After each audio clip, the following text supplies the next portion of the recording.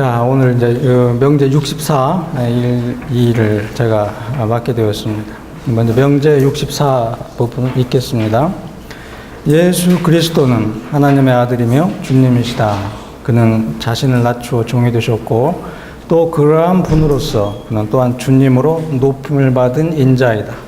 그는 새롭고 참된 인간이며 하나님을 명예롭게 하고 증언하는 왕적인 분이시다. 왜냐하면 그는 하나님의 존재와 그의 생명, 그의 통치와 그의 행위에 참여하기 때문이다.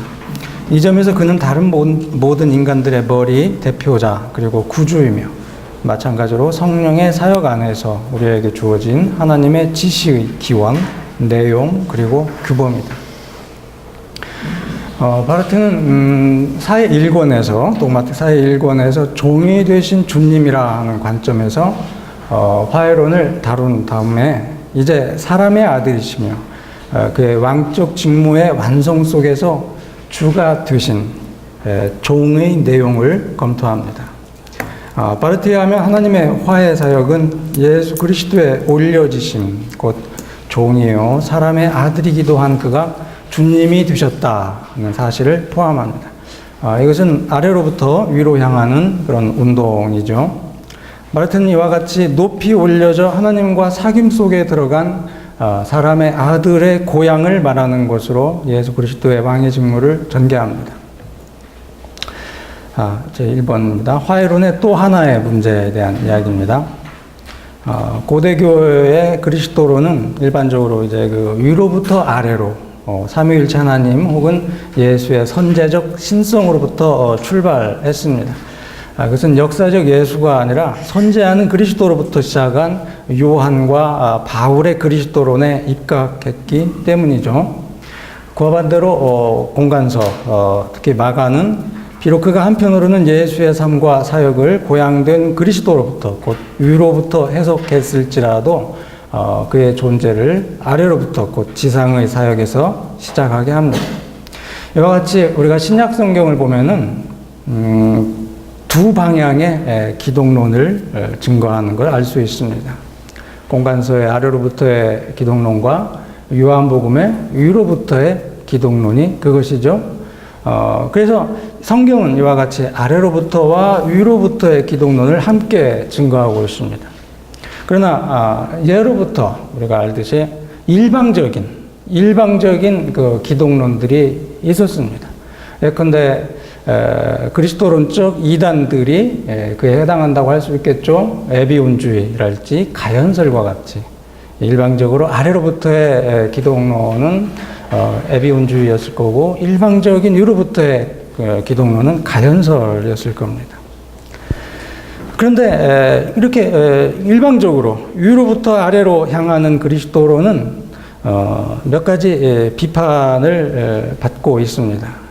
하나는 위로부터의 그리스도론은 사변적인 신관에서 출발한다라고 하는 거죠. 두 번째, 이 그리스도론은 예수의 구체적인 인간 존재를 놓친다라고 하는 겁니다. 세 번째, 이런 그리스도론은 언제나 예수의 신성을 이미 전제하고 시작한다라고 하는 그런 문제가 있습니다. 그런데 중세 이후 이제 인간과 자연의 관계를 역전시킨 그 르네상스 계몽주의 그리고 기술 문명의 시대 이후에 그리스도론에 있어서도 그 질문의 형태가 변화되기 시작합니다. 고대교회에 있어서 중요한 질문은 어떻게 영원한 하나님이 그리스도 안에 있는가 하는 것이었다면 이제 그 물음은 어떤 점에서 예수를 하나님이라 부를 수 있는가 이런 질문이 되었습니다. 예수는 더 이상 신학적인 배경에서 신인으로 이해되지 않고 오히려 인간적인 전경에서 모범적이고 원형적인 하나님의 인간으로 이해됩니다. 이러한 아래로부터의 방법의 문제점은 예수 그리스도의 신성을 약화시키고 그를 하나의 이상적인 인물이나 윤리적인 모범 또는 인간적 영웅으로 격화시켰다라고 하는 것에 있습니다. 좀 뛰어넘겠습니다. 근데 칼 바르트의 그리스도론은 우리가 확인한 바와 같이 위로부터의 그리스도론과 아래로부터의 그리스도론, 즉 신약 성경의 기독론이라고 할 수 있는 이 양쪽의 방향의 기독론을 주장하고 있는 거죠. 위로부터 아래로와 아래로부터 위의 그 변증법적 그리스도론이다라고 이렇게 규정할 수 있겠습니다. 예수 그리스도는 종이 되신 주님인 동시에 주님이 되신 종이다라고 말하죠. 한 분 예수 그리스도 안에서 주종의 변증법적 운동과 역사가 일어난 겁니다. 따라서 바르트에 하면 하나님의 화해의 사역은 단지 위로부터 아래로 향한 운동에 의해서만 일어나지 않았습니다. 그것은 화해된 사람의 아래로부터 위를 향한 그런 운동을 포함합니다. 바르트가 이렇게 말하고 있습니다. 하나님의 화해의 사역이 사람에게 의미하는 것은 바로 이것이다. 하나님이 그에게까지 낮아지고 그의 이웃이 되었기 때문에 사람은 하나님이 되지 못하고 하나님과 비슷하지도 않지만 그가 하나님에게까지 높여졌다는 것이다. 그는 이 고향과 사귐에서 그분과 참다운 교제에 이르렀다. 그는 새 사람이 되었다. 화해의 사건이 완전히 위로부터 아래로 향한 운동, 사람을 향한 하나님의 운동이라는 건 사실이다. 그러나 역시 그러한 것으로 화해는 동시에 완전히 아래로부터 위를 향한 운동, 화해된 사람의 하나님을 향한 운동이라는 것도 사실이다. 그래서 바르트는 이 점에서 모든 일방적인 위로부터의 그리스도론과 일방적인 모든 아래로부터의 그리스도론을 거부합니다. 이런 질문을 던질 수 있겠죠. 예수가 구원을 베풀었기에 하나님이냐, 아니면 그가 하나님이기 때문에 구원을 베풀었느냐. 이런 질문은 거짓된 양자택일로 귀결됩니다. 이 두 가지 명제는 다 옳습니다. 전자는 인신론적 관점에서 옳고, 그리고 후자는 존재론적 관점에서 정당하다고 할 수 있습니다. 그리스도론은 인식론적으로는 아래로부터의 그리스도론이고, 존재론적으로는 위로부터의 그리스도론입니다. 따라서 그리스도론은 아래로부터의 그리스도론이면서 동시에 위로부터의 그리스도론이기도 합니다. 그러나 바르트는 다음과 같이 말할 때 이 아래로부터의 위로 향하는 길, 방향의 위험성을 간파하고 있습니다. 몰랐던 것이 아니죠. 사람은 화해 과정에서 주체인가, 아래로부터 위로, 이 길은 휴머니즘, 도덕주의, 심리주의, 그리고 신학적 신인협력설의 방법이 아닌가. 그것은 결국 개신교 신학이 그 유해성을 식별하려고 애썼던 인간 중심주의적 이원론과 일치하는 것이 아닌가. 근대 혹은 옛 신학은 그것이 새 사람, 화해된 사람의 문제에 관심할 때 그런 오류들을 범하지 않았는가. 예컨대 19세기 신학이 이제 이런 문제를 저질렀던 거죠. 그런데 바르트에 하면 이 화해된 사람의 주제는 외부에서 임의적으로 혹은 악의적으로 제한된 창작물이 아니라 우리가 확인했듯이 신약 성경 자체가 우리에게 부과한 것이기 때문에 비록 그 주제에 어떤 위험성이 내재하고 있을지라도 그 문제를 거부할 수 없다고 말합니다. 바르트는 이렇게 말합니다. 추상적이고 인간 중심적인 신학자들의 오류에 대하여 흥분할 것이 아니라 그들이 제기한 문제를 조용히 바라보고 그것을 내버려 두는 대신에 새롭고 더 나은 방식에서 그것에 접근하는 것이 더 좋은 일이다. 자, 그러면 하나님과 화해된 사람은 누구냐? 나사렛 예수입니다. 이 나사렛 예수 안에서 인간성은 새로운 인간성, 하나님과 화해된 인간성이 되었습니다. 따라서 추상적 개념 안에서 그것의 구체적인 맥락을 무시하고 이와 같이 이 나사렛 예수라고 하는 구체적인 그런 맥락을 무시하고 인간성이 무엇인지를 묻는 자는 곧바로 안개 속을 방황할 수밖에 없고 우리에게 어떤 매력적인 소설이나 영감을 불러일으키는 한 편의 시를 제시할 수밖에 없고 어떤 신화를 선포하거나 단지 몇 마디 경건한 말을 하면서 사소한 것, 무의미한 것만 생각할 수밖에 없을 것이다. 이렇게 말하고 있습니다. 물론 예수 그리스도 안에서 성취된 화해에 대한 그리스도교의 사신에서 영광은 오직 하나님께만 돌아갑니다. 그러나 이것은 성서가 임마누엘이신 하나님을 증거한다는 그 사실을 변경시키지 않습니다.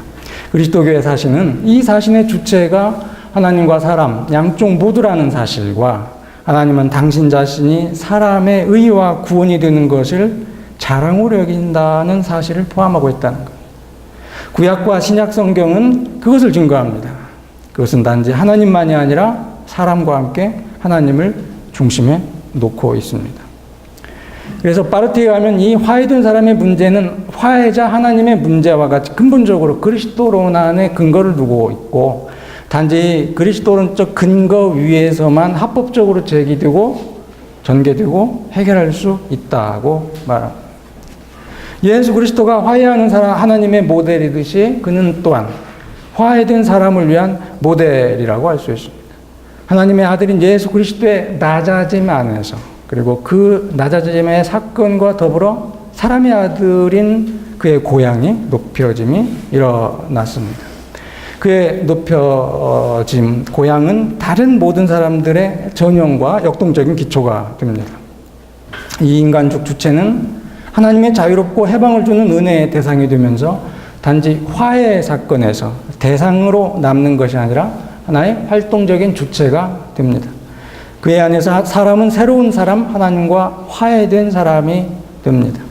이렇게 바르트는 일방적인 모든 위로부터의 그리스도론과 일방적인 모든 아래로부터의 그리스도론의 문제점을 지적하고, 그리스도론을 위로부터와 아래로부터의 그리스도론으로 제시합니다. 여기서 예수 그리스도는 화해하는 하나님의 모델이 되는 동시에 또한 화해된 사람을 위한 모델이 됩니다. 바르트에 하면 바로 이것이 논의되어야 하는 화해론의 두 번째 문제, 또 다른 문제입니다. 자, 두 번째, 사람의 아들의 귀함.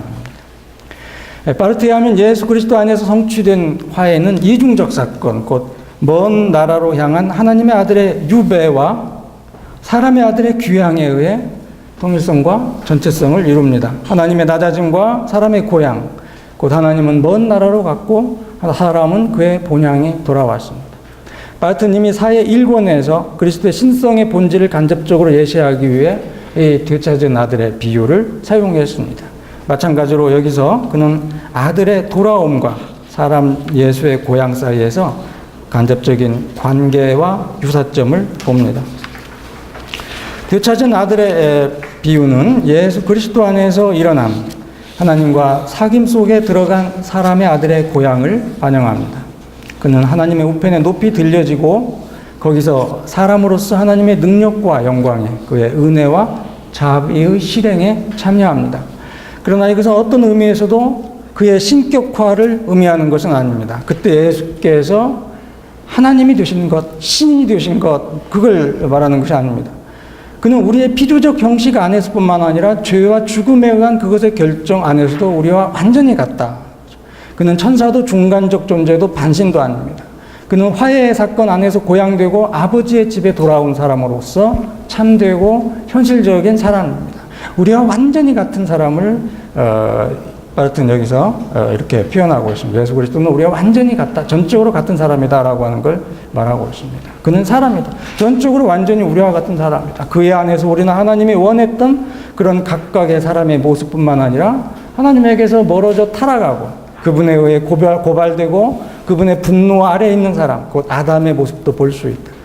그는 이 이중의 상황 속에서 우리와 함께 있다.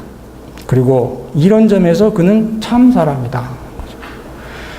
자, 그러나 사람으로서 예수 그리스도는 또한 우리와 전적으로 다르다라고 하는 것을 말합니다. 그와 우리 사이에는 전적인 비동일성이 있습니다. 그가 그의 인간적 본성 안에서 우리와 같지 않다는 것은 종이 되어서 이 사역을 행하신 하나님의 아들인 예수 그리스도가 또한 사람의 아들로서 그의 왕적인 직무에 들어가고 우리와 그의 전적인 동일성 안에서 동시에 우리와 전적으로 다른, 완전히 다른 주님으로서 행동하였기 때문이다. 이것은 그의 인간성이 제거되었다거나 변경되었다거나 그의 내용이 공허하게 되었다는 것이 아닙니다. 오히려 그것은 그가 자신과 우리의 공통의 인간성을 그러한 최상위의 수준에 올려놓았다는 걸 의미한다는 거죠. 바르트의 이러한 견해에 대해 여러 이의가 제기되기도 하죠. 여러 이의가 제기되는데 그 중에 하나를 이제 이렇게 말할 수 있습니다. 만일 우리가 예수의 인간성을 신적인 것과의 일치에 의해서 최고의 영역에 고양된 것으로서 고려한다면 어떻게 그것이 실제로 우리의 것과 같은 우리의 인간성일 수 있고 그것이 현실적인 인간의 성장과 역사를 가질 수 있겠는가.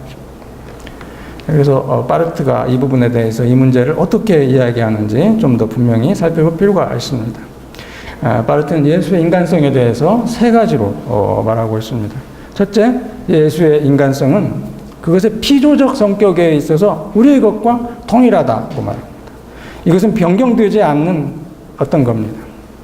그리고 이 일반적인 인간성은 인간적인 입장, 우리의 입장에서 말하면 화해의 가능성입니다.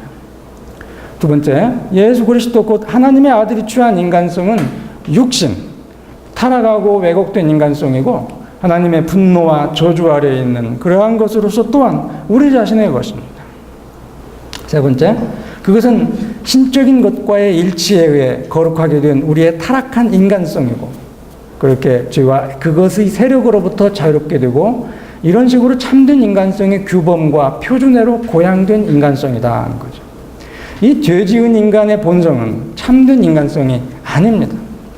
우리의 인간성은 사실 타락 때문에 진정한 인간성이 아니라 거짓된 것이다. 이건 우리가 3의 이권, 인간성의 이 인간에 대해서 이제 우리 살펴볼 때 이런 부분 많이 확인했을 겁니다. 여기서 바르트가 말한 고양된 사람은 하나님 앞에서 진정한 의 안에 있는 참된 사람, 혹은 그가 때로 표현했듯이 화해된 사람 그 이상도 그 이하도 아닙니다. 바르트는 사람 예수가 하나님과의 사귐을 의미하는 최고의 영역으로 고양되었다고 말할 때 그가 이제 다른 질서에 속하고 그렇게 해서 사실은 사람이 아니다라고 하는 것을 말하지 않았습니다. 오히려 바르트는 이 사람 예수의 고양을 통해서 참된 인간성의 정의를 규정하려고 한 것이다 하는 거죠. 하나님의 아들인 나사렛 예수의 인격 안에서 참된 인간성의 고양이 일어났습니다. 그 사람 안에서 일어난 고양은 그것이 그의 안에서 타당한 것과 같이 인간의 본질을 지닌 다른 모든 사람들을 위해서도 또한 타당하고 효과적이다. 그 사건은 단지 이 사람, 나사렛 예수 안에서만 보여집니다. 이게 신비고 비밀이죠. 그러나 그의 안에서 그것은 모든 사람들에 관해 만들어지고 선언된 하나님의 결정으로서 계시되었습니다. 바르트는 이렇게 말하고 있습니다. 다른 모든 사람들을 바라볼 때 우리는 인간 본질은 단지 그것의 피조성 안에서 하나님과 엄격하게 구별되어 있고 그것의 왜곡된 본성 안에서 하나님께 불경하고 낯설고 적대적인 본질이라고 말할 수 있고 또 말해야 한다는 거죠. 그러나 우리가 나사렛 사람 예수를 바라볼 때 우리는 그렇게 말할 수도 말해서도 안 된다는 겁니다. 그의 안에서 인간 본질은 그렇지 않습니다. 그의 안에서 그것은 틀림없이 그것의 피조성 때문에 하나님과 구별됩니다. 그러나 그것은 또한 그와 연결되어 있습니다. 그리고 하나님께 대한 그것의 모든 불경함, 그것의 모든 소외, 그것의 모든 반대와 적응이는 단지 거부될 뿐만 아니라 하나님과 갖는 그의 완전한 사귐에 의해 제거되고 대치됩니다. 바로 이러한 이유 때문에 사람 예수의 고향은 인간성의 참된 고향을 의미한다고 할 수 있습니다. 그러나 앞서 말했듯이 이것은 단지 예수의 인간성에 국한한 고향이 아니다라고 하는 거죠. 나사렛 사람 예수의 인격 안에서 고향된 참된 사람은 그의 역사가 하나님의 의지, 결정, 그리고 행동과의 자유롭고 자발적이며 내적인 일치에 의해서 특징되고 사람의 역사로서 드러나고 표명되는 사람이지만 그러나 이 사실이 그와 우리 사이에 있는 유사성의 파괴나 감소를 의미하지 않는 것이기 때문에 그것은 진실로 참된 자유, 하나님과의 사귐 속에 들어가는 우리 모두의 존재의 고향과 관계된다고 말할 수 있습니다. 예수 그리스도 안에서 단지 한 사람만이 아니라 모든 사람들의 인간성이 하나님에게까지 높여지고 그와 하나가 되었다. 이것이 이제 성화를 이야기할 때 구체적으로 우리의 구원과 관련해서 설명이 됩니다. 예수 그리스도 안에서 고양된 인간성, 이 바로 모든 우리의 인간성의 고향이고, 그렇게 우리가 거룩해지고 하나님의 영광에 참여하게 되고 성화의 삶을 살아갈 수 있게 되고, 이제 이런 이야기들이 나중에 설명이 될 겁니다. 자, 여기 이제 바르트는 이 사실을 이제 세 가지 측면에서 확인하고 있습니다. 첫 번째가 하나님의 은총의 선택이라고 하는 것으로 그 사실을 말하려고 합니다.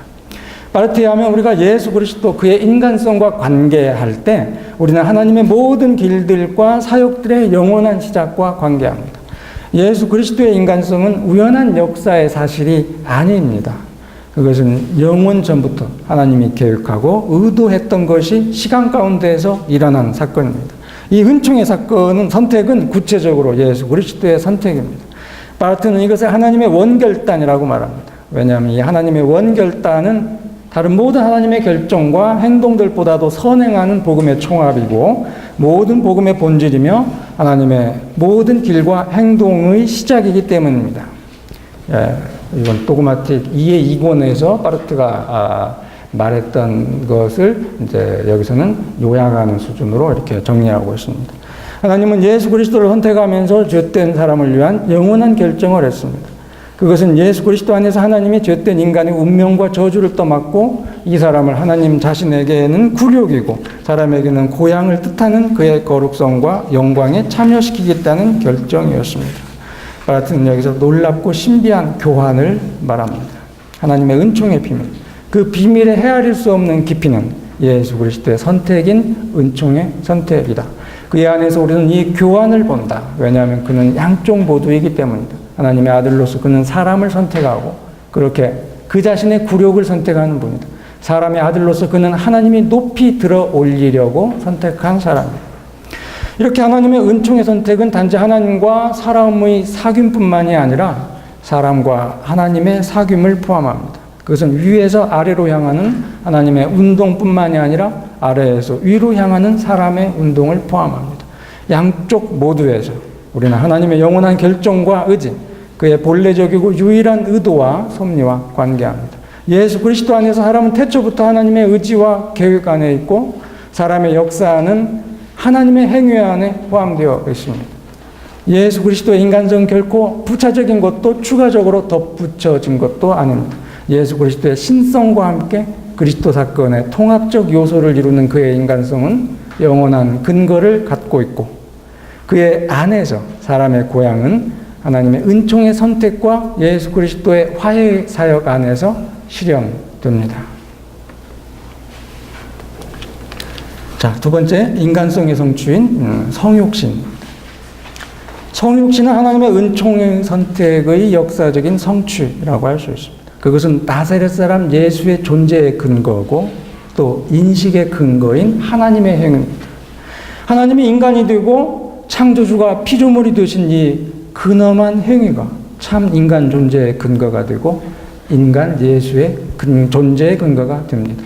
그리고 이것은 또한 그의 존재의 인식의 근거가 되는데, 예컨대 성령으로 존재하는 자는 또한 같은 성령에 의해 인식될 수밖에 없기 때문이라는 거죠. 그런데 바로 이 하나님의 사역 곧 성육신은 그의 신성의 어떠한 변화도 일으키지 않습니다. 하나님은 말씀 육신이 인간이 되신다라고 할 때 신성의 어떠한 변화도 초래하지 않는다는 거죠. 오히려 성육신 안에서 행동하는 하나님은 아들로서 그의 존재 방식 안에 있는 하나님입니다. 자, 성육신에서 그는 사람으로 변화하지 않았다. 모든 것은 성육신의 사역을 성취하면서 그가 하나님으로서 그리고 하나님으로 존재하는 걸 멈추지 않고 사람이 되고 사람이라는 사실에 달려 있다는 거죠. 그러므로 예수 그리스도의 성육신은 하나님 자신의 행위입니다. 그것은 그의 주권적이고 신적이며 완전히 자유로운 행위이고 새로운 창조이고 곧 피조물의 공적이나 협력이 필요 없는 피조물에 대한 하나님 자신의 행동, 주권적인 결정과 관계하는 겁니다. 바르트에 하면 이 하나님의 행동의 내용은 인간 존재를 들어 자신과 하나로 만드는 행위입니다. 그러나 하나님이 자신과 하나가 되게 한 것은 어느 존재하는 한 사람이 아니라 모든 사람들 안에 있는 인간성, 인간 존재의 본질, 그리고 나사렛 사람 예수가 된 인간성이었습니다. 그러한 분으로서 그는 우리 모두의 기본적인 변화와 결정에 대한 약속이 될 수 있는 겁니다. 하나님의 그 행동 안에서 우선 하나님의 아들과 나사렛 사람 예수의 위격의 합일 혹은 통일이 일어났습니다. 하나님의 아들은 그 자신의 신적인 존재를 나사렛 사람 예수의 존재로 만들었습니다. 그러나 이것은 두 본질이 나란히 존재하는 것을 말하지 않습니다. 그것은 한 분 하나님의 아들이 구별되는 두 본성 혹은 존재, 본질들 안에서 존재하는 것을 말합니다. 여기서 칼케돈의 신조를 바르트가 자세히 주에서 다루고 있어요. 하나님 자신이 바로 이 사람이기 때문에 속되고 세상적이고 가시적이고 이해될 수 있습니다. 우리는 이 사람과 관계할 때 하나님 자신과 관계합니다. 하나님 자신은 이 사람이 사람의 말로 말할 때 말씀합니다. 하나님 자신은 이 사람이 사람으로서 행동하고 고난받을 때 행동하고 고난을 당합니다. 신적인 주체의 이 행위 안에서 통일된 두 본성들은 각기 파괴되거나 변경되지 않고 고유한 결정을 획득하고 갔습니다. 둘 사이의 관계는 역전될 수 없습니다. 서로라고 하는 말은 상호 교환할 수 있다는 것으로 이해될 수 없습니다. 단지 위에서 아래로의 운동이 있고 그 결과 아래로부터 위로의 운동이 일어나기 때문이다 하는 거죠. 위로부터 아래로의 운동에서 하나님의 아들이 사람이 되었습니다. 그러나 아래로부터 위로의 운동에서 사람의 아들은 하나님이 되지 않았습니다. 그는 언제나 하나님이었다. 그의 인간의 본질은 신격화 되지 않았습니다. 예수 그리스도 안에서 아들의 신적 본질과 하나된 인간의 본질에 주어지고 전해진 것입니다. 그것이 언제나 인간의 본질이라고 하는 결정 안에서 찾아져야 한다.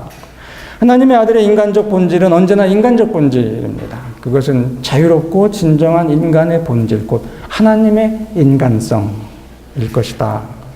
그러나 그것은 여전히 인간성이고 신성이 아니다.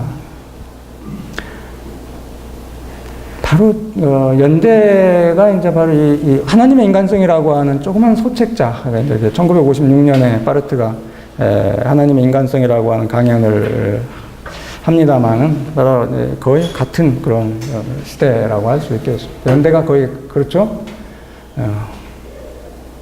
여기서 바르트는 위격의 합일 이것을 은혜의 교류로 설명합니다.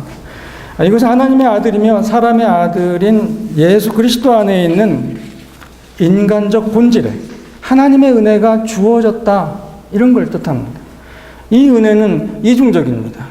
한편으로는 행동하는 주체, 곧 아버지와 성령과 같은 본질의 아들로서의 존재 방식 안에 있는 하나님 자신이 있습니다.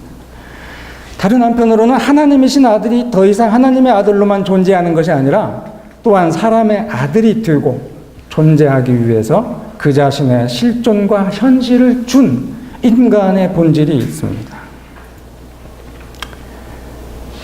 여기 이제 주를 한번 참조해 보십시오. 그 바르트가 이 칼케돈 신조랄지 옛 교회학의 그 용어들 이런 것들을 해석하면서 논쟁을 이렇게 하고 있는데 바로 이 은혜의 교류라고 하는 것, 본성의 교류라고 하는 것을 해설하면서는 루터란드라고 논쟁을 합니다. 두 가지 문제를 칼 바르트가 지적을 했어요. 하나는 이 루터주의자들의 본성의 교류라고 하는 교리는 그리스도의 참된 신성과 인간성을 절충시킨 그런 위험성이 있다라고 하는 거죠. 그건 실제로 행동하는 주체, 곧 결합하는 주체, 하나님, 결합하는 주체, 성령. 이 결합하는 주체로부터 멀리 떠나서 그리스도의 인간성에 부여된 주어진 어떤 상태에 대해서 말하고 그 결과 그의 참된 신성과 인간성이 절충된다라고 하는 거죠. 그것은 피조물의 신격화 내지는 창조주의 인간화 혹은 둘 다를 말하는 것이 아니겠는가라고 하는 거죠. 두 번째, 그것은 고도로 모호한 상황을 만들어낸다라고 하는 겁니다. 이 모든 것은 물론 아직 그리스도론의 영역 안에서 말해지고 있습니다.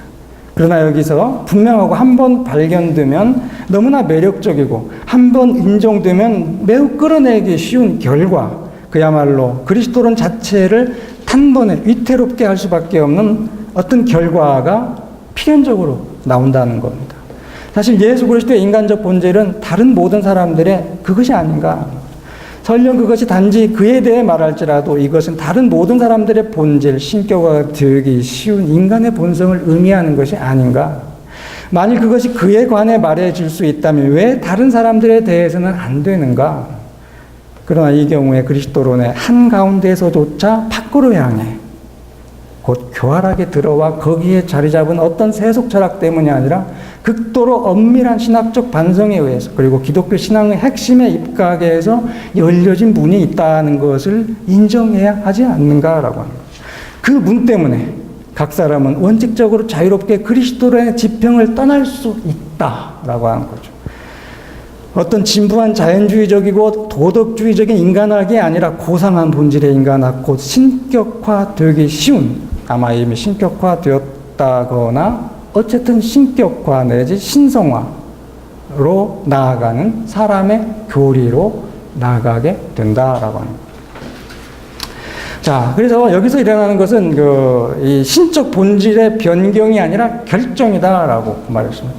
하나님은 먼저 사람을 선택하고 결정한 것이 아니라 자기 자신을 선택하고 결정했습니다. 하나님의 영원한 계획 안에서 하나님은 사람을 위한 하나님이 되기로 결정하고 시간 속에서 이 결정을 실행했습니다. 빠르게 하면 바로 이것이 거짓신들, 특히 모하멧의 신성과 구별되는 높이와 깊이를 가진 참된 하나님의 신성이다라고 말합니다. 위격의 합의는 이와 같이 신적인 증여 그리고 인간적인 수요의 사건이고 오직 이 역사의 과정에서만 일어난다. 바르트는 이 사실을 몇 가지로 이제 말하고 있습니다. 위격의 합의에서 인간적 본질에 주어진 은혜는 우선적으로 첫 번째, 하나님을 예배하는 그의 인간 본질의 고향을 포함한다는 거죠. 무엇으로 고향인가라고 하는 거죠.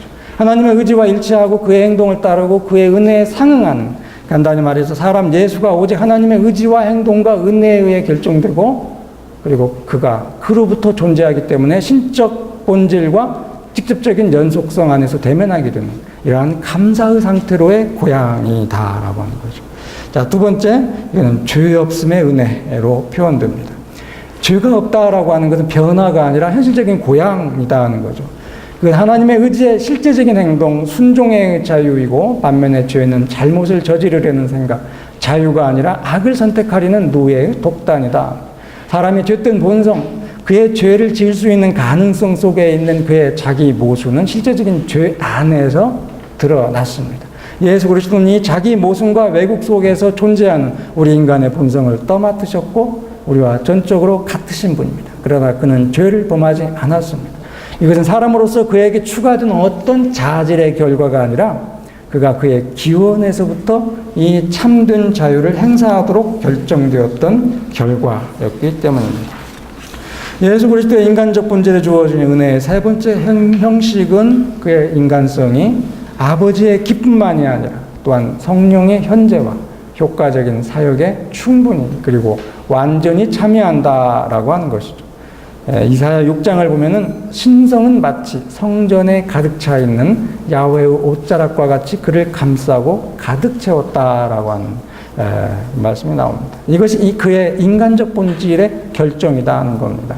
이것은 어떤 상태 혹은 습관의 문제가 아니다라고 하는 거죠. 이것은 하나님 아버지의 아들과 성령의 내적인 삶에 비추어 하나의 역사다, 역사의 문제이고 하나의 사건의 문제고 곧 예수 자신의 매 순간의 실존과 같은 한 사건의 문제다라고 말하고 있습니다. 예수 그리스도 안에 있는 인간의 본질에 주어진 하나님의 은혜의 네 번째 형식은 그가 하나님과 사람 사이의 중보자, 하나님과 세상의 화해자로서 아들의 행동이나 사역의 대변자가 되는 자격이다. 신약 성경이 엑수시아라고 말하고 옛 교회학이 권능의 직무들이라고 부른 그것이 하나님의 아들로서의 인간의 본질에 주어졌습니다. 그의 순수한 피조적 조건 안에서, 그의 약함, 비천함, 그의 인간적인 특이성 안에서 사람 죄수의 본질인 정확히 신적인 엑수시아, 힘, 권위와 일반성을 받았다. 이 사건 안에서 그의 인간적 본질은 신적인 힘과 권위를 얻습니다. 이와 같이 상상할 수도 없는 고향이 일어납니다. 마지막으로 하나님의 아들인 사람의 아들 예수 그리스도 안에서 우리의 인간적 본질은 이것이 하나님의 아들의 인간적 본질이기 때문에 우리의 고유한 인간적 본질은 그의 모든 피조물들에 대한 창조주의 최상의 지위, 영광과 존귀에 참여하게 된다는 겁니다. 하나님이 우리의 조건을 취한 낮아짐은 사람의 본성의 고양입니다. 창조주는 피조물이 되려고 자신을 낮추면서 그의 특권을 피조물에게 양도하지 않았다. 그러나 그는 그의 아들과 하나이기 때문에 그를 하나님의 존재, 곧 창조주와 주님의 존재의 사귐 속에 들어오게 하였다. 하나님의 아들의 낮아짐의 행위는 그런 것으로서 그의 안에서의 사람의 아들, 인간의 본질의 고향이다. 자, 세 번째는 이제 성령의 증거입니다. 부활과 승천의 계시. 빠르게 하면 예수 그리스도는 성령에 의해서 그가 누구이고 어떤 일을 행하셨는가 하는 것이 알려집니다. 이 성령의 능력 안에서 예수 그리스도에 대한 모든 지식이 근거합니다. 예수 그리스도의 지식은 언제 어느 곳에서나 성령의 능력과 그것의 증거의 능력에 의해서 그 은사의 강림과 수용 안에서 일어납니다. 성령은 진리의 교사입니다. 성령은 예수 그리스도의 도래이고 그의 증거는 사람들에게서 일어나는 위대한 통로이기 때문에 참으로 예수 그리스도의 자기 계시이고 그로써 예수 그리스도에 대한 모든 지식의 근거를 이룹니다. 따라서 주 예수 그리스도의 영인 성령의 증거보다 더 높거나 더 깊은 지식의 근거나 계시는 있을 수 없습니다.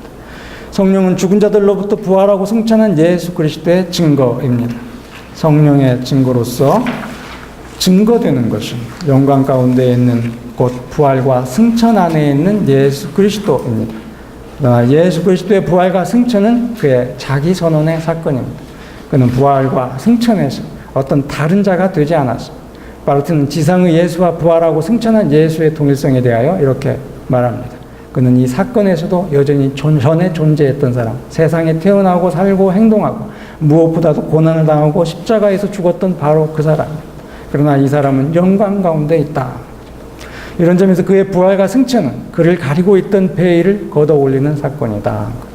신약성서는 이러한 의미를 가진 부활의 사건으로부터 예수의 삶과 고난과 죽음을 기술합니다. 우리를 위한 십자가의 죽음이 가진 구원의 의미에 대한 모든 해석은 그의 부활로부터 출발할 수밖에 없다라고 말합니다. 여기서 바르트는 예수 그리스도의 죽음을 포함하는 그의 부활절 이전의 실존이 계시의 차원에 속한다고 봅니다. 공동체는 예수의 부활로부터 뒤를 바라보며 그의 부활절 이전의 실존이 이미 계시의 성격을 가졌고 실제로 계시였다는 것을 발견했습니다. 예수의 십자가와 그것을 향하는 여정은 이미 계시의 빛에 의해 빛나고 있었습니다. 그는 부활과 승천에 의해서 이제 단지 그의 안에 생명에 있는 사람이 아닙니다. 그의 안에 있는 생명은 그가 부활하고 승천하였기 때문에 사람들의 빛이고 등경 위에 놓인 세상의 빛입니다. 여기 왜 나오냐면 오늘 교수님이 발표하신 문제가 루터 신학하고의 이 아웃라인드 테스팅을 하게 됩니다. 소위 그 루터 신학에서 그 중요시 여기는 게 뭐냐면 게누스 이디오마티쿰 이라는 게 속성의 교구와 본질의 결합 이런 개념과 그다음에 이제 가장 중요한 거는 이거 정면 박사가 번역했죠. 하나님의 인간성이라는 거. 고테스 메실카이트를 조그만 책. 그건 그 전경은 박사님 그 시민이신가 보나. 그 거기에 저도 있고 정명 박사가 번역을 했습니다. 우리 캐로가 신학교 학술 자료에서 정명 박사가 번역했는데 이게 굉장히 사실은 어려워가지고 늘 항상 이 서태직 집사님의 밴드에 올라왔던 문제가 바로 하나님의 인간성에 대한 문제예요.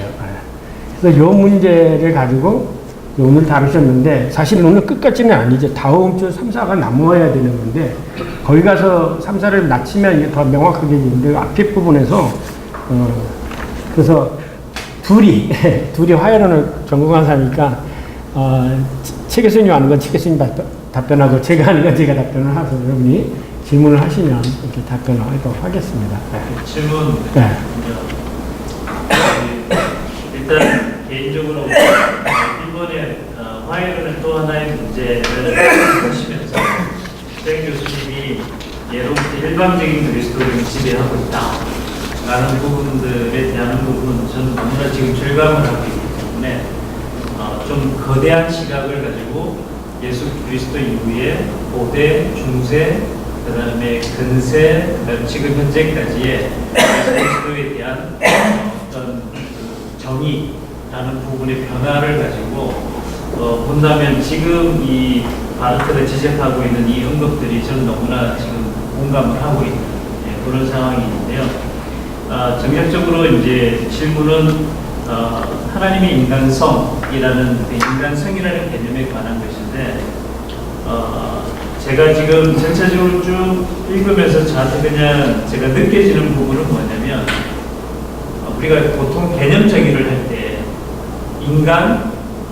인간성, 그 다음에 임마누엘이 만약에 계시다면 임마누엘, 그 다음에 신성 뭐 이런 개념으로 이렇게 존재에 따라서 성질이 나누어지는 이렇게 이제 개념 규정을 하고 있는데 여기에서 이야기하는 하나님의 인간성이라 함은 그 정확하게 말씀을 드리면 그냥 제 느낌으로는 그냥 단독적 개념으로서의 인간성이라는 그 우리가 흔히 인간과 인간성이라는 개념에 대비하는 그런 것보다는 하나님의 자기 결정으로서의 인간성, 그건 꼭 무엇을 얘기하냐면 그게 단순한 인간성이 아니고 소위 우리가 성경에서 이야기하는 임마누엘이라는 것이 바로 인간성을 이야기하는 게 아니다. 그리고 임마누엘이라는 것이 또 하나님 대신 하나님의 신성을 이야기하는 것이 아닌가. 그렇다면 인간의 인간성은 하나님의 인간성 멘슐리히카이트는 좀 더 우리가 명확한 개념을 가진 미츠 멘슐리히카이트라는 개념이 아닌가라는 생각이 들었는데 이게 제 이해가 맞는지. 어떻게 생각하세요? 지금 무슨 얘기하세요? 제가 이제 좀 뭐 이 주제 아니고서도 좀 뭐 요즘에 이제 관심을 갖고 계속 공부하는 것이 정말 신학이라고 하는 것은 정말 예수 그리스도를 대상으로 하는 그 학문이다라고 하는 거죠. 예수 그리스도는 하나님이시며 인간이신 분, 임마누엘이라고 하는 우리와 함께 하나님이 우리와 함께도 예수 그리스도를 뜻하는 그런 어떤 그 고유한 어떤 용어가 되겠죠. 그러니까 지금 여기서도 지금 바르트가 이야기했듯이 인간성이라고 하는 걸 이야기할 때 쉽게 말해서 우리가 칼바르트의 도그마틱 3회 2권 인간학을 우리는 이미 지나왔으니까 우리가 지금 인간성이다라고 말하는 것은 이건 거짓된 타락한 인간성인 거죠. 우리는 타락하고 그 결과 우리 안에서는 정말 진짜 인간성이 무엇인지를 이제 찾기 힘들게 돼버린 거죠. 그래서 그 우리의 인간성의 어떤 오리지널한 어떤 본래적인 그런 모습을 보기 위해서 하나님이 어떤 분이신가를 보기 위해서 예수 그리스도 우리가 보듯이 인간이 어떤 존재인가를 보기 위해서도 참 인간인 예수 그리스도를 볼 수밖에 없는 거예요.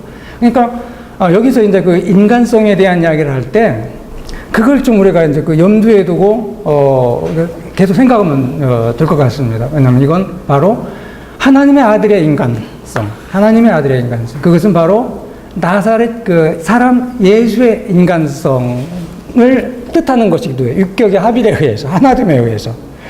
근데 그 예수의 그 인간성이 이제 고향이 되었고, 그 결과 우리의 이제 인간성, 타락한 인간성도 그 예수로 말미암아 이제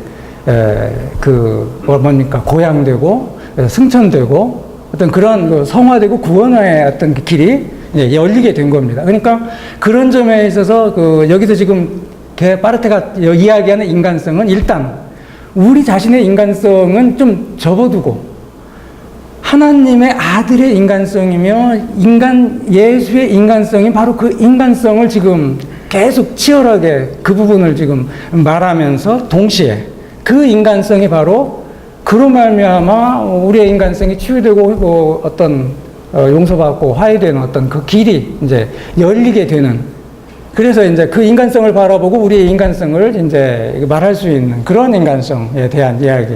그래서 좀 설명에 좀 제대로 마무리 좀 지어 주십시오. 네. 바르트에게 있어서 독일 말로 얘기합니다. Es gibt keinen Gott ohne Mensch. 그것은 뭐냐면 인간 없는 하나님에 대해서 얘기할 수가 없다는 거죠. 그러면 다른 어떤 신학계에서는 인간과 이렇게 하나님을 서로 따로놓고 분리해놓고 이렇게 얘기되어지는데, 그렇기 때문에 그 하나님에게 이 바르트가 생각한 하나님은 소위 그 mitmenschlichkeit, 하나님과 항상 인간과 항상 함께 있는 하나님, 이것이 기독교에서 말하는 하나님이지, 하나님이 인간 없이 하나님께서 떨어질 수 있는 그런 인간은 아닙니다. 그러면 이 하나님의 곧 민슈엔슬리카이트, 이 하나님이 어디서 가장 드러나게 되어졌냐면 예수 그리스도에게서 보게 되어지는 거죠. 우리가 예수를 아까도 얘기했지만 말씀하셨죠. 반 나눠가지고 완전히 신성이냐 인성이냐 이렇게 나눠지면 우리가 일단은 돕게 뒤지면 에비인으로 나누어지는데, 기독교는 항상 철저히 항상 임마누엘 God with us, Vere Deus Vere Homo, 이거의 하나님의 인간성이라는 거예요. 그러니까 인간을 배제해놓고 하나님을 얘기할 수 없고, 그 다음에 하나님을 배제하지 않고 배제하고 인간을 얘기할 수 없는 거, 이게 바로 하나님 가지고 있는 인간성인 거죠. 그러면 그 인간성이 우리가 가지고 있는 인간성은 그럼 뭐냐? 그 하나님의 것들은 무엇일까? 오히려 인간이 가지고 있는 인간성이라는 것은 하나님 없이 살고 있는 곧 로지카이트, 하나님 없이 살고 있는 인간성이 됩니다. 그러니까 참된 인간성으로의 회복이라는 것은 하나님이 가지고 있는 그 인간성, 항상 인간과 함께함으로써의 인간성을 우리가 회복하는 건데, 그게 우리가 하나님에게로 가고 하나님은 우리들에게 올 때 가능한 거죠. 그래서 이제 여기도 이제 바르트가 인용하고 있는 가운데 누구든지 그리스도의 영이 없으면 그리스도인이 아니라는 것처럼 하나님의 없는 인간이 아니고요. 왜? 처음부터 하나님은 인간과 함께 있기를 바래서, 특히 창조론에서 우리가 얘기했지만 하나님은 혼자 계실 수 있지만 그러나 혼자 계시기 원코 인간과 항상 함께하기 위해 창조하셨다. 그래서 기독교에 얘기해서는 이야기하는 이 바르트가 얘기하는 하나님의 인간성은 하나님 없는 인간 없는 하나님에 대해서 얘기할 수 없다라는 것이고요. 그러면 이제 이게 우선 인간성에 대한 문제고, 그 다음에 두 번째, 본질적으로 그러면 이것을 얘기할 때, 그러면 하나님에게도 인간성이 있느냐? 이제 이런 얘기가 될 수 있어요. 이제 그렇게 되질 수 있으면, 하나님에게서의 인간성이 없다면, 이제 첫째, 하나님의 인간성이 없다면, 누가 생기지 않으면 예수 그리스도가 생기지 않지요. 그러니까 하나님에게서 인간성이 있기 때문에 하나님의 형상을 따른 인간이 나오게 되거든요. 그래서 이 하나님의 인간성을 하나님의 본질로 볼 것이냐, 아니면 하나님이 존재하는 하나의 자인스바이스로 볼 건가, 존재 양식으로 볼 건가 라고 할 때에 본질보다는 하나의 자인스바이스, 하나님의 존재. 항상 하나님은 인간 없이 계시는 분이 아니라 항상 하나님이 계세요. 그래서 예수 그리스도도 하나님의 존재 양식이 하나죠. 이 인간 베레데우스 베레오모가 하나님의 존재 양식으로. 그러니까 그래서 여기 루터에게서 얘기하는 지금까지 했다는 그 게네스 나투레, 그 다음에 게네스 마이에스타티쿰, 이 문제를 바르트가 거절해 놔요. 그 왜냐면 그건 혼합되어져 있기 때문이거든요. 예. 그래서 그 하나님이 내적으로 결정한 것도, 그 인간이 되고자 하는 것도, 그것도 하나님이 가지고 있는 인간성에 속하는 거죠. 예. 왜냐면 하나님의 그런 인간성에 대한, 인간에 대한 사랑, 그 소위 그것대스 메이슈 프론트리카이트, 하나님의 인간 대신 혹은 인간에 이런 것이 없었으면 결코 하나님은 인간이 되지 않았다는 거예요. 그래서 그것을 이제 본질로 볼 것인가, 아니면 하나의 속성으로 보거나 하나의 존재 방식으로 볼 거냐, 그거는 좀 이제 더 깊이 들어가서 논의되어진 문제고, 어쨌든 이 하나님의 고테스 메이슈리카이트를 하나님 자신이 인간 없는 하나님 없는 인간에 대해서 얘기될 수 없는 방편으로 이해될 수밖에 없지 않겠냐라는 거죠. 네. 그런데 이제 여기서 그렇다면 왜 인간이 고향이 되었냐? 인간은 그 하나님의 인간성에 의하면은 하나님 없이 이 지상에 내어져 있기 때문에 참된 인간성의 회복은 뭐야? 인간이 하나님의 도로가서 하나님과 함께함에 속에서 인간성 회복이 되기 때문에 이 인자의 그 고향, 회개, 하나님으로부터 돌아가는 것으로 인해서 이 인간성 회복을 얘기하게 되죠. 예. 하나님의 인간성을 설명해 주실 때 그 하나님의 본질 자체와 존재 형태는 조금 마치 본질은 1차적인 거고 존재 형태는 2차적인 거라서 좀 구분이 가능한 것 같은데 속성과 본질로 그렇게 말씀하셨을 때는 이게 어떻게 구분이 되는 건지 좀 이해가 잘 안 되거든요. 그러니까 하나님의 본질인지 하나님의 속성인지라고 놨을 때는 이게 조금 구별이 좀 안 되는 거예요. 그렇죠. 이제 속성이라는 개념은 우리가 꼭 하나님 인간의 애 혹은 미움, 그 다음에 심판, 진노 이건 속성이거든요. 이제 존재 방식하고 속성하고는 좀 다르죠 개념. 예를 들면 성령의 은사 가운데 사랑, 희락, 화평, 온유, 절제 이거는 속성에 속한 거죠. 네. 그러니까 하나님께서 인간을 사랑하신다. 그거는 하나님의 속성이지만 하나님이 항상 인간과 함께 존재하기를 원하고 항상 더불어 있다는 건 존재 양식이지 그거는 속성의 개념이 아니에요. 본질과 속성이 인간이 하나님을 볼 때는 그게 인간적 사고에서 본질과 속성이 분리될 수 있다고 생각하는데 그게 하나님 안에서는 어떻게 본질과 속성이 분리될 수 있는지. 예를 들면 이거죠. 내가 개인적으로 내가 본질로 있기 때문에 인간이에요. 내가 속성을 얘기할 때는 성질이 급하고 또 뭐 정의롭고 뭐 이런 거죠. 이 속성과 아이겐샤프트하고 본질은 다른 차원의 개념 자체다. 그런데 존재 양식이란 내가 선생으로 있을 거냐 아니면 거지로 있을 거냐 아니면 평신도로 있을 거냐 그거는 존재 양식에 속하는 거죠. 그 개념 정의가 정확하게 질문하신 분이 그 개념이 정확하게 속성과 본질을 동일하게 보는데 본질과 속성은 다른 사람입니다. 여기 바르트가 이제 칼케돈 신조도 네. 두 개 다 이렇게 그런데 이렇게 어떻게 보면 약간 비판하면서 이제 자기 어떤 그런 논의를 해나가고 루터도 마찬가지로 이렇게 해나가는데 칼케돈 신조 같은 경우는 예를 들어서 뭐 알렉산드리아 성 신성을 강조하고 저쪽 이제 안디오아크 같은 경우 인성을 강조하는 그런 측면인 것들에 대해서 둘 다 이렇게 바르트가 이제 약간 옳지 않다라고 보면서 루터도 이제 마찬가지로 그렇게 하면서 하나님의 어떤 그런 신성이나 인간성에 대해서 이제 서로 교류할 수 없고 이게 이제 변하지 않는 그런 두 개의 본질을 가지고 있음에도 불구하고 이제 인간성이 이제 신성의 어떤 그런 고양이 되고 또 이렇게 뭐 또 내려가고 이제 그런 두 가지를 얘기하고 있는 이제 바르트 이제 입장인데 루터는 왜 그러면은 칼케돈 신조를 알고 있었을 것이고 또 이렇게 그것들을 바르트는 어떤 점을 그렇게 이제 지적을 한 것인지 한 번 더 이렇게 좀 강조를 해주셨으면 좋겠습니다.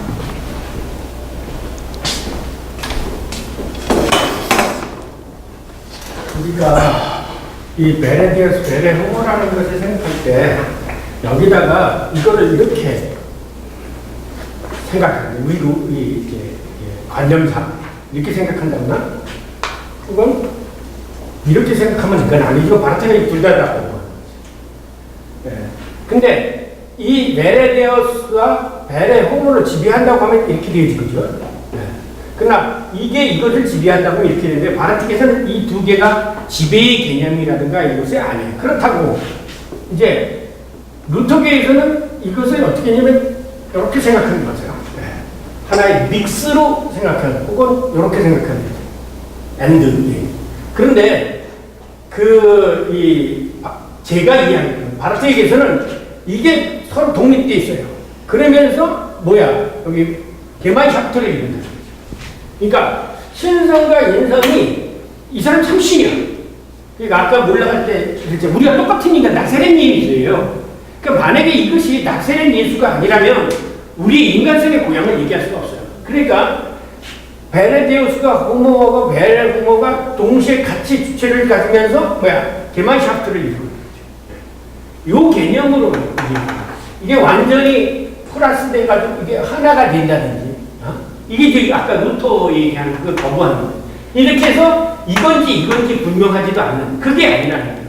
분명하게 베레데우스하고 베레호모는 서로가 독립성이 있는데 이것이 서로 게마이샤프트를 가지고 있다라는 거죠. 그래서 여기다 뭐를 그리면 셈페르라는 말을 붙이세요. 항상. 그 다음에 시물이라는 말을 붙이세요. 항상 동시에 인간이며 그 하나님이지 이게 없이 이렇게 되거나 이렇게 되거나 이게 하나가 돼. 이게 아니라는 거죠. 그렇기 때문에 예수 그리스도가 고향이 됐다라고 하면 이 인간성이 고향이 된 것이지 이 예수 그리스도 안에만 유일하게 있는, 그죠? 아인큐 안에 헤프박스 예수 그리스도 안에만 있는 인격과 신격이 올라간 게 아니에요. 그렇다면 우리 구원의 고향이 인간성의 고향이 이루어지지가 않잖아요.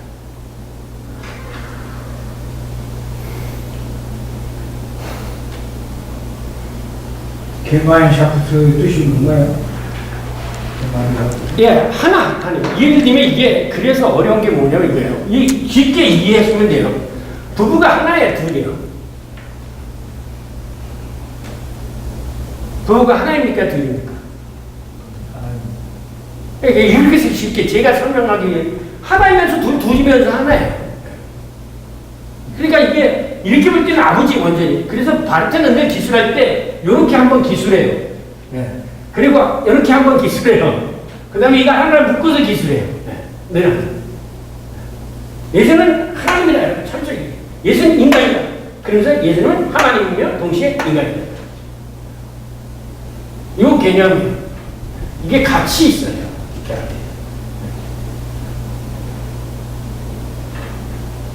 그러니까 이렇게 삼일체론에서 보면 아버지와 아들과 이게 이렇게 되어지지 이 세 개가 하나로 믹스가 되어진 거예요.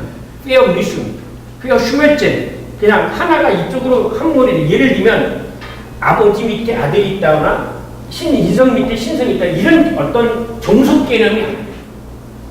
종속 개념. 이걸 그림으로 그러면 이렇게 여 안에 속해 있거나 예를 들면 신성이 있고 여기에 인성이 있고 이런 개념이 아니에요. 종속적인 개념이야. 혹시 그 루터 같은 경우는 왜 성인교육을 루터는 이걸 항상 같이 묶어놓고 생각해요. 묶어놓죠. 그러니까 어떻게 보면은 루터에게서는 이런 경우가 있죠. 완전히 인간도 아니고 신도 아닌 제3의 존재가 될 수 있죠. 똑같은 말을 사용해요. 성찬의 공개설 같은 경우도 아니, 저 질문하면 8페이지 각주 28 다음에 각주 20. 각주 28 다음에 입격의 합의는 나오는 위격의 합의는 이와 같이 실질적인 징여와 인간성의 수혜의 사건이고 오직 이 역사의 과정 안에서 일어납니다. 바르트는 이 사실을 아래 몇 가지로 봅니다. 위격의 합의에서 인간적 본질에 주어진 은혜는 우선 하나님을 예배하는 그의 인간 본질의 고향을 포함합니다. 마치 그 직관적으로 위격의 합의 자체가 신적인 징여와 인간적인 수여의 방식으로 그림이 그려졌거든요. 그러면 마치 참 하나님 참 인간을 그냥 했을 때는 병렬 관계에서 동등한 양적 개념으로 느껴지는데 실질적으로 바르트는 이 동일한 양적 개념이 아니라 그러니까 계속 교수님께서 설명하시는 방식은 변증적 방식으로 우리가 오해할 때는 마치 인간성과 예수의 인간성과 신성이 동일한 이렇게 무게중심을 갖는 것처럼 보이는데 실질적으로 바르트를 직관적으로 볼 때는 오히려 이 병렬 관계가 아니라 마치 창세기의 그 초반에 나온 것처럼 살아있는 영이 되는 것처럼 신성이 인성을 덮고 있는 듯한 그림으로 다가와가지고요. 실질적으로 덮고 있지만 결국 중첩되어 있기 때문에 결국 신성과 인성이 분리되지 않긴 하겠지만 전체적인 느낌이 그렇게 동등한 그림은 마치 루터의 본성이 그거는 우리 요것을 기술하신 분이 설명하세요. 왜냐하면 이거를 아셔야 돼요. 히포스타시스라는 개념을 여러분 아세요? 히포스타시스라는 개념이 뭐예요? 이걸 개념을 아세요. 여러분 지금 여기 위격이라고 쓰는 히포스타시스라는 개념이 뭐냐면 보이지 않는 실체가 보이는 실체를 있는 것을 히포스타시스라고 하는 거예요.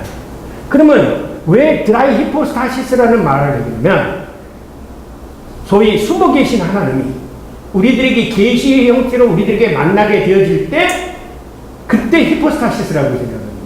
그것이 어떤 모양이든지. 그렇기 때문에 그쪽 편에서 내가 물질로서는 이 하나님의 영이 내게 임하는 거죠. 이게 내가 그걸 받아들이는 거죠. 그것이 종속적인 면에서 있는 게 아니죠. 만약에 그것을 종속적으로 해석했던 것이 영지주의자나 도키티즘의 생각이 있었어요. 근데 이제 바르트가 가장 잘 사용하는 그 성경, 요한복음 1장 10장, 로고스 사르스 엔 에게네토 그러거든요. 완전히 로고스가 보이지 않는 실제가 인간이 된 거예요. 그래서 이 인간성이 하나님의 그 받아들일 수 있는 하나의 그릇이냐? 아니야. 그냥 인간이 된 거예요. 그런 의미에서의 히포스타시스라는 얘기를 한 것이지. 그래서 제가 여기 쓰신 분한테 설명을 하라고 말씀드리라고 하는 거는 히포스타시스라는 개념 자체를 봤습니다. 히포스타시스는 보이지 않는 실체가, 존재가 보이는 어떠한 것을 입는 걸 히포스타시스라고 해요. 그래서 이거를 지금까지 우리는 이 삼위일체론에서 얘기할 때 드라이 히포스타시스냐 아니면 드라이 페르손, 프로소폰이냐 라고 얘기할 때 프로소폰이라는 말에 하나의 가면이라고 해가지고 그 역동적 군주론 이게 위험성이 있기 때문에 그걸 안 쓰고 이 계시적인 차원 속에서 이 히포스타시스라는 말을 많이 사용해요. 근데 이거를 전에도 말씀드렸어요. 김광식 교수는 이 히포스타시스를 인격이라고 번역했고요. 김긴진 교수님 이거를 위격이라고 서로 다르게 번역을 했어요. 그래서 지금 우리 최 교수님도 이걸 위격이라고 이렇게 번역을 제가 보기에는 위격이라고 그런 것이 더 맞다고 생각이 들어요. 왜냐하면 소위 스타투스, 라틴어로는 스타투스의 신적인 위에서 인간의 물질이 더 낮은 위로 낮아지는 거예요. 그래서 이것을 다른 말로 얘기하면 스타투스 엑시 나니치오니스 그리고 인간이 이렇게 죄된 인간의 신분에서 하나님의 아들로 고양되어지는 것을 스타투스 엑살타치오니스라고 얘기해요. 그러니까 그런 면에서 본다면 히포스타시스라는 개념이 그건 제가 생각하기에 프로소폰, 가면이라는 말보다는 오히려 하나님의 에코노미스 트리니티, 독립적 삼위일체론적인 면에서 해석을 한다면 히포스타시스라는 말이 더 적합하다 그렇게 생각합니다. 교수님이 다 설명을 하신 것 같은데 이 부분에 있어서 이제 루터란들하고 바르트가 충돌하는 것은 이미 이제 종교개혁 시대 칼빈과 이제 루터란들과의 충돌이나 마찬가지예요.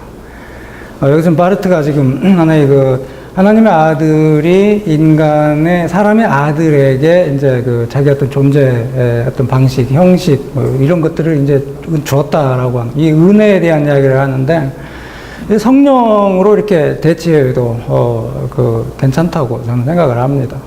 왜냐면은 이 아버지와 아들, 성령이 이제 삼위일체 하는 새 위격이시지만은 칼키돈도 그렇고 칼키돈 앞서서 콘스탄티노플 삼위일체 신주문 보더라도 질서가 있잖아요. 아버지가 있고 아버지에게서 나오고 그래서 일단 칼 바르트도 위에서 아래로의 운동이 있고 아래로부터 위로의 운동을 지금 이야기하는 거예요.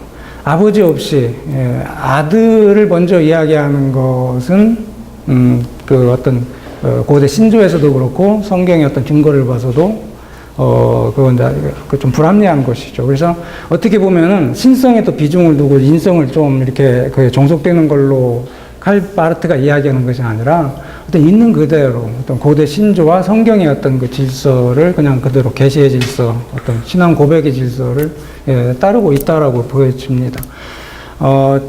근데 이제 칼빈이나 바르트는 이제 그랬는데, 이 루터란들은 이제 우리 김 교수님 말씀하신 것처럼 뭔가 이렇게 신성과 인성이 칼키돈 신조에서 말하듯이 동시적으로 언제나 이제 분리되지 않고 혼합되지 않는다라고 하는 칼키돈의 신조를 있는 그대로 동시적으로 봐야 되긴 하는데 언제나 이게 떨어지지 않고 함께하는 것으로 이렇게 고착된 걸로 이렇게 보는 거예요. 그래서 파르트나의 이제 그 칼빈이 생각할 때 그건 인위적으로 인간에 의해서 종합이 된 거라고 하는 그런 문제를 지적을 한 겁니다.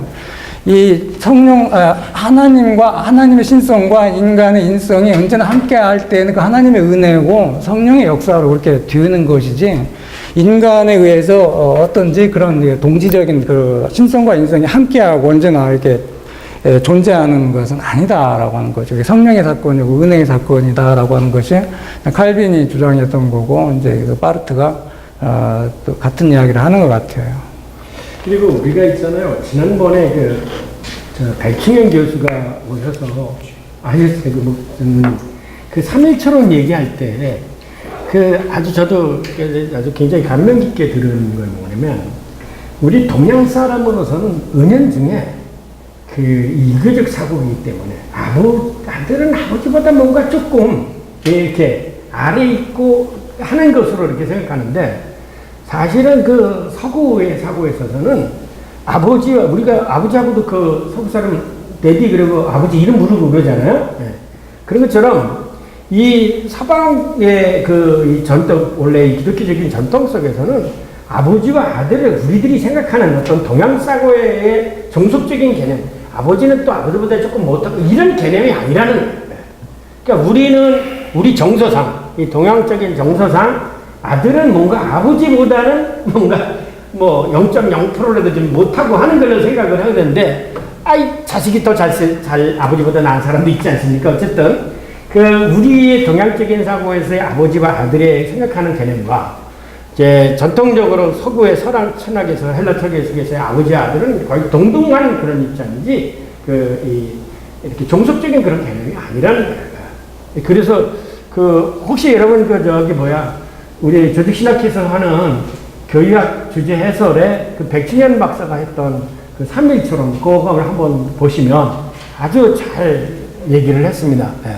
그래서 저도 그 강의를 직접 들으면서 우리 백충현 박사가 우리 동양 사람들이 가지고 있는, 특히 한국 사람이 가지고 있는 유교적 정서 속에서 이해될 수 있는 잘못된 해석을 바로잡아줬다라고 생각이 되어집니다. 그러니까 특히 우리가 이 3일체를 이해하기가 어려운 거는 우리도 모르는 사이의 은연중에 소위 이 아버지와 아들을 좀 종속적인 사고 속에서 좀 생각하는 그런 경향이 있습니다. 네. 그거 우리가 발견해야 돼요. 아버지와 아들은. 그러니까 저도 이제 성경 때 아들이 아버지와 아들 하나다 이렇게 생각할 때 참 이해가 잘 안 되는데 그게 아니에요. 아버지와 아들 동일합니다. 동일한 건, 제 생각에는 칼라마처럼 이렇게 내재적 상입과 동물 상입을 위치시키지 않고, 바르트가 상응이라고 표현한 것에는 뉘앙스적으로 그 유기적 관계가 참 하나님과 참 아들의 인간의 관계에 이게 유기적으로 접목이 되어 있는 게 아닌가라는 느낌을 갖는 거예요. 그러니까 그런 것을 유기적으로 해석을 할 때도 우리들 머릿속에는 은연중에 그 아버지와 아들에 대한 그 동양적 사고가 거기에 가비되죠. 지금 말씀한 액면 그대로 얘기는 맞네요. 삼일체 내재적인 근거는 맞는데 우리들의 머릿속에 아버지와 아들이라고 하는 개념 속에 다분히 동양적 사고의 속에서 가지고 있는, 그렇기 때문에 우리 동양 사람들에게는 뭐가 더 잡히가 있는 서방교회 삼일체보다는 오히려 동방교회의 삼일체론적인 것이 더 이렇게 심미적으로 와닿게 되는 게 바로 그거죠. 그러나 그게 아니라. 여기서도 우리가 인간 하나님이라고 이렇게 예수 그리스도에서 인간성하고 예수의 신성 이렇게 생각할 때 우리들 머릿속에 이건 좀 못하고 이건 좀 나은 걸 이렇게 생각을 하게 돼요. 근데 이게 왜 아주 만약에 예수 그리스도 안에 있는 그 인간성이 바로 나사렛 예수이고 지금 안 목사님이나 제가 가지고 있는 그 인간성이 아니라면 예수 그리스도의 십자가의 사건과 죽음의 의미가 나에게 아무런 효과가 없어요.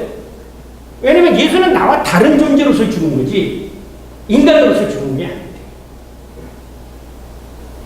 연약하고 힘없고 좌절되어 있고 늘 실패할 수 있는 그런 인간성으로 죽은 거였을 때 내 대적이 죽음이 되지, 이미 예수 그리스도에게는 그런 것을 이길 수 있는 신성이 같이 포함이 돼서 신성으로서 그것을 억누를 수 있다면 예수님이 가서 철저하게 내 것을 바뀌는 것도 포기하고 한 것도 예수에게는 신성이 있었으니까 그게 가능하지. 우리가 그런 것이 없는 신성이 없었으면 우리는 어떻게 가능한가.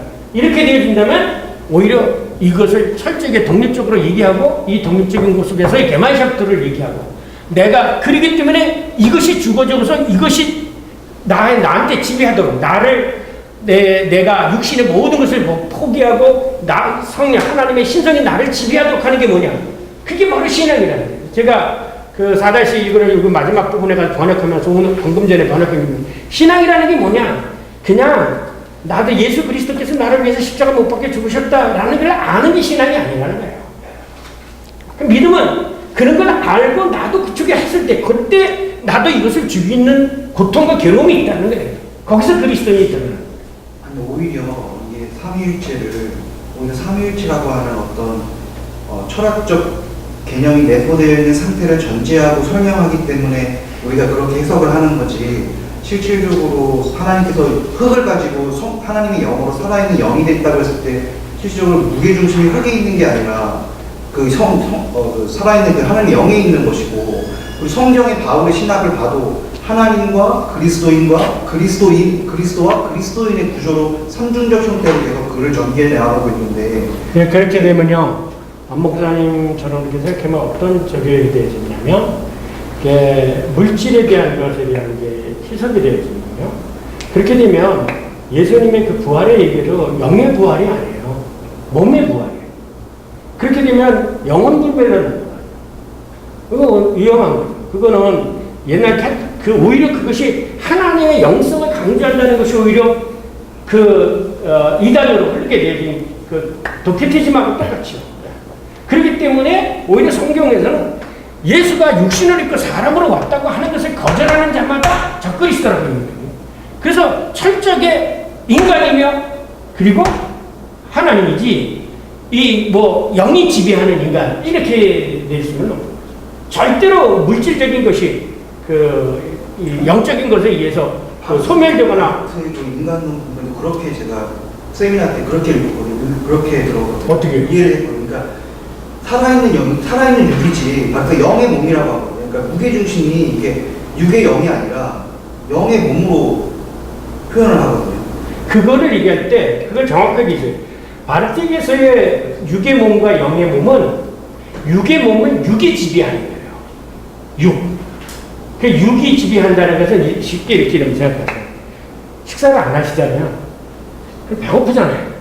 그 배고픔에 의해서 사람이 생각하고 사고하게 되잖아요. 밥을 먹어야 되는 거예요. 영의 몸이라는 것은 내가 금식을 했어요. 그래도 배가 고프지 않고 영에 의해서 내가 지배를 받는 거예요. 그러니까 영의 몸, 육의 몸이라는 것 자체가 그래서 누구든지 그리스도의 영이 없으면 그리스도인이 아니라고 하는 것처럼 내가 그리스도의 영에 의해서 지배를 받아야지 육에 의해서 생각하는 거, 먹고 싶은 거, 욕심 나오는 거, 그거 다 그대로 하고 싶은 거, 이게 육의 몸이에요.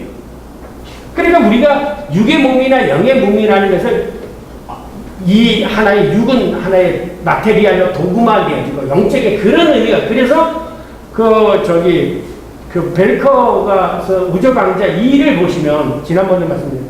거기 죽은 자의 부활, 그러니까 죽은 자의 부활과 영혼불멸과 바르트도 있지만 영혼불멸과 영의 몸하고 다른 게 바르는 거예요.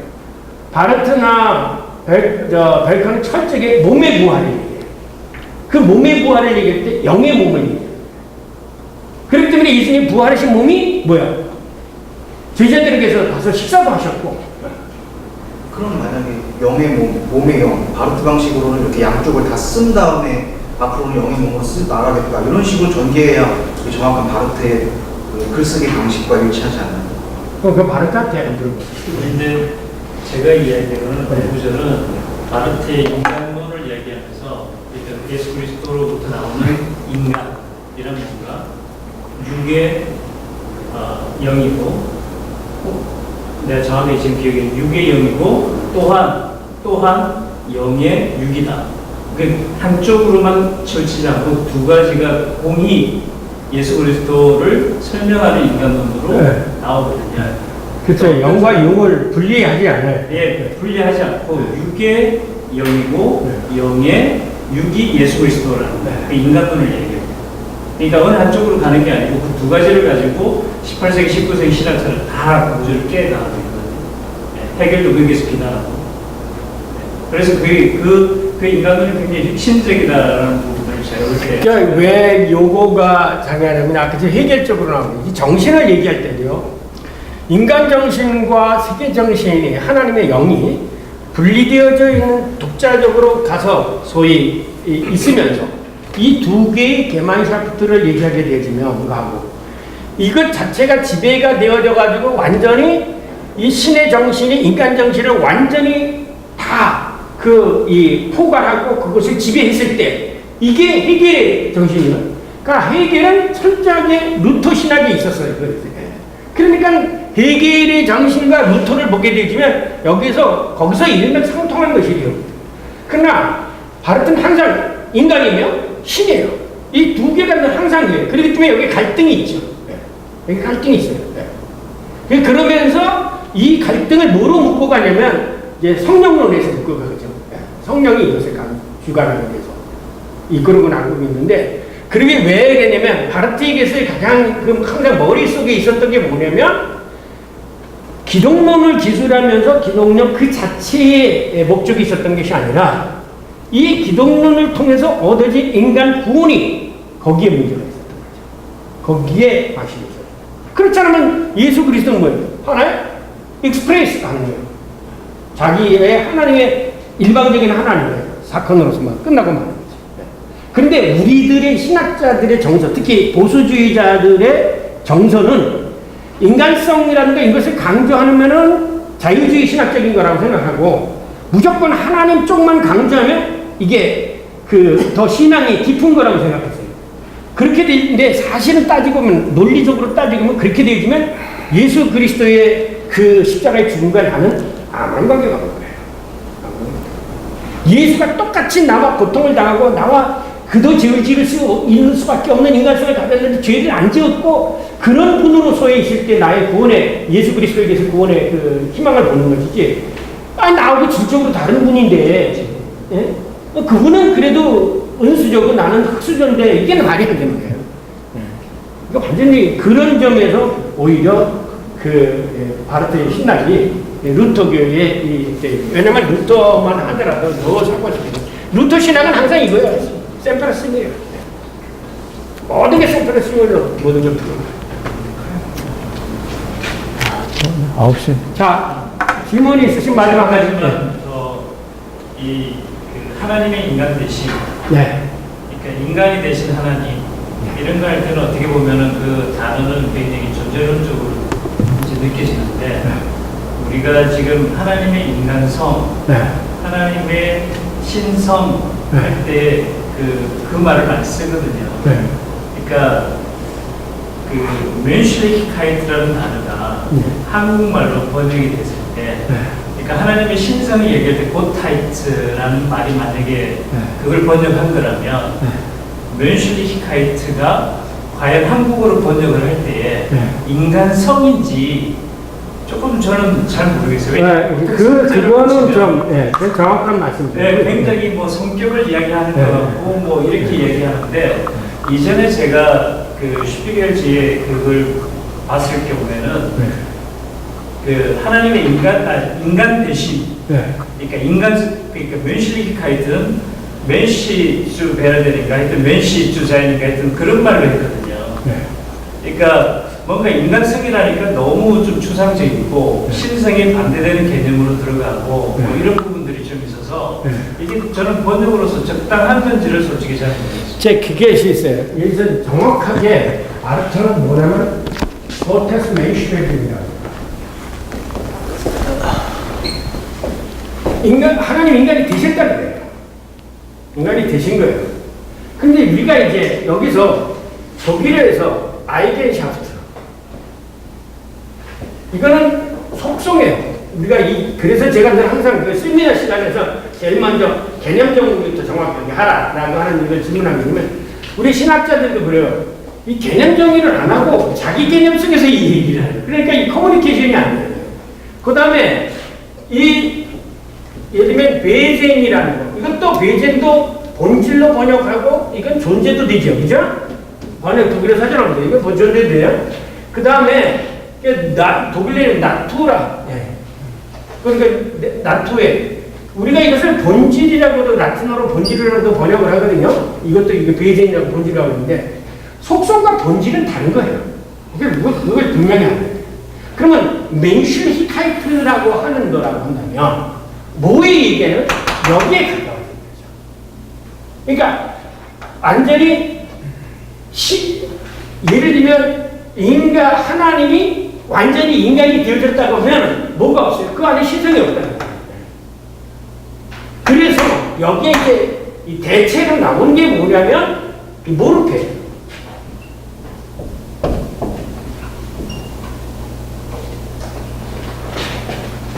모르페 개념. 이 모르페 개념이 아시죠? 하나님과 동등대해진 그 모양이 인간의 모양이죠. 인간의 모양이에요. 이게 모습이니까. 그러니까 이 모르페 때문에 뭐냐면 도케티즘이 또 나오는 거예요. 그러니까 아까 말씀드린 멘슐히카이트를 그 인간성으로 해야 되냐, 인간다움으로 표현해야 되느냐, 이런 거에 번역에 대한 문제는 저도 그거는 어렵다고 생각해요. 이 번역하면서 자유로운 거예요. 단어 선택이에요.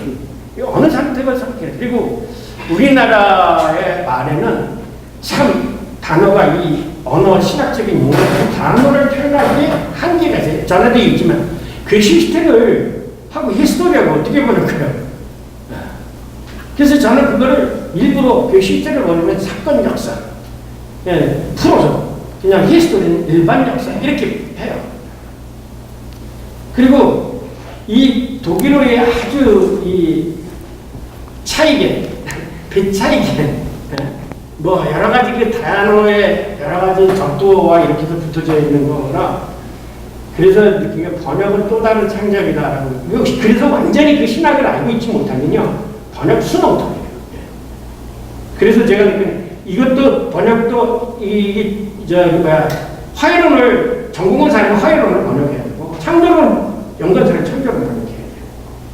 그렇지 않고 이게 엉뚱하게 되어지는 거예요. 그래서 여러분이 지금까지 책 읽어오셨지만 그 책 번역 가운데 이 한국어로 번역된 부분이 읽어도 이 책을 읽어서 뭔가 이렇게 그냥 읽어가면서 이렇게 와닿아야 되는데 전혀 와닿지가 않아요. 제가 읽어도 와닿지 않아요.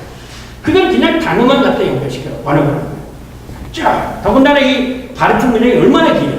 그거를 그냥 쫙 이렇게 하니까 이건 읽어가면서 꼭 한 단어 한 단어 문장은 있는데 이 얘기가 뭔지 이렇게 읽으면서 와닿아야 될 거 아니에요. 이게 전혀 와닿지가 않아요. 그것이 한계점이에요. 아무래도 원서만 못하겠죠. 우리가 독일어를 가지고 그 책을 읽는 거하고 번역 대책하고 그렇기 때문에 이런 문제가 있어요. 여기 이런 강의를 통해서 세미나를 통해서 그 내용을 깊이 아는 거죠. 어쨌든 여러분 중요한 것이 뭐냐면 이 속성이라는 개념하고 본질이라는 개념하고는 완전히 달라요. 이거를 속성이라는 단어도 이 사실 아이겐샤프트라는 단어에 정확하게 대응하느냐면 아니거든요. 그러면 이 아이겐샤프트를 뭘로 보는 품성, 성품? 저는 성품이라고 하는 게 맞지 않을까라는 생각. 그래서 저도 그래서 이게 속성과 한국어로 속성은 전혀 다른 개념입니다. 성품. 그럼 속성이라는 말 설명해 보세요. 그러니까 속성은 어디 하위에 속해 있는 어떤 성격을 이야기하는 게 속성이고 일반적으로 다가오는 느낌. 네. 근데 아이겐샤프트는 그 안에 독특한 어떤 성질, 아이겐샤프트는 예를 들면 그렇기 때문에 성품이라는 단어가 자, 그러면 뭐야? 죄의 성품이라고 얘기할까? 죄의 속성이라고 얘기할까? 죄의 속성이죠. 네. 하지만 바로 하나님의 아이덴샤프트 할 때는 자, 하나님의 성품이 인간이라고 하면은 인간에게 속한 성품이 있고 신이라고 하면 신에게 속한 성품이 있죠. 절대로 신의 속성과 인간의 속성이 같지가 않죠. 그러나 신성과 인성을 읽을 때 성품이 비슷해질 수 있어요. 인간도 사랑이라는 성품이 있잖아요. 그래서 칼발트가 저 신론에서 저 속성 대신에 완전성이라고 하는 표현을 이게 또 질문이 있어요. 지난번에 제가 파라그래프 49인가요? 폴 콘맨 하이트를 번역하면서 이 폴코맨 하이튼을 번역하면서 이틀을 이 단어 하나 가지고 적었어요. 이걸 다자는 완전성이라고 번역했어요. 저는 온전성이라고 번역해요. 완전성이라 내가 완전성이나 온전성이라나. 그래서 이런 말을 이신관 박사가 늘 잘 만들어내야 돼. 하나 좀 물어봤어요. 근데 지도 모르겠대. 그래서 제가 그럼 내 뜻대로 내 생각대로 온전하심 이렇게 돼. 폴코맨을 완전히 다 차버립니다. 그러니까 그런 문제에 대해서는요. 이제 일본 사람들이 대부분은 우리나라 그리스도인들 옛날에 일본 사람들은 자기의 한자어로 쓰니까 한자어로 쓴 것을 그대로 이렇게 번역을 해서 썼어요. 근데 우리나라의 그 감의 정서에 어느 게 더 정확한가? 그러니까 하나님의 성품, 인간의 성품 다르죠. 그래서 오히려 그걸 더 세분하려면 저는 죄된 속성이 있어요. 인간이 죄인이기 때문에 죄된 속성을 그대로 드러내고 하나님의 신성을 가지면 신의 속성을 드러낸다는 거죠. 그래서 저는 이거를 속성이라고 번역하는데 손 집사님 이걸 바꿔서 하자는 아니면 일반적으로 받아들이기 쉬운 게 그냥 제가 일반이라고 말씀드리기 좀 제가 받아들이기 쉬운 거는 죄의 속성, 인간의 속성 이거는 맞는데 잘 들어오는데 하나님의 속성 이런 잘 안 들어오고요. 하나님의 성품하면 잘 들어. 그러니까 우리 집사님이나 저나 이 유교적인 사고에 대해서 이제 번역을 하는 데 대해서도 꼭 예수님이나 이런 하나님께서 그러고 하나님이 그러면 이게 신앙이 좀 떨어지는 것 같고 그래서 번역하다가 저도 하나님께서도 번역했다고 또 하나님이 이렇게 번역하고 그래요. 이게 아까리겠지만 우리 동양 사람이 가지고 있는 이 정서가 있어요. 아주 분명히 확실히 있어요. 그래서 이 신학에 있어서도 그런 것들이 나도 모르게 전이계적으로 작용을 하는 수가 많이 있습니다. 근데 학문에서는 이제 그런 것을 벗어나야 되겠죠. 겸손하게 하나님께서 우리를 사랑하셔서 그러면 하나님이 우리를 사랑하셔서 이렇게도 말할 수가 있다는 거죠.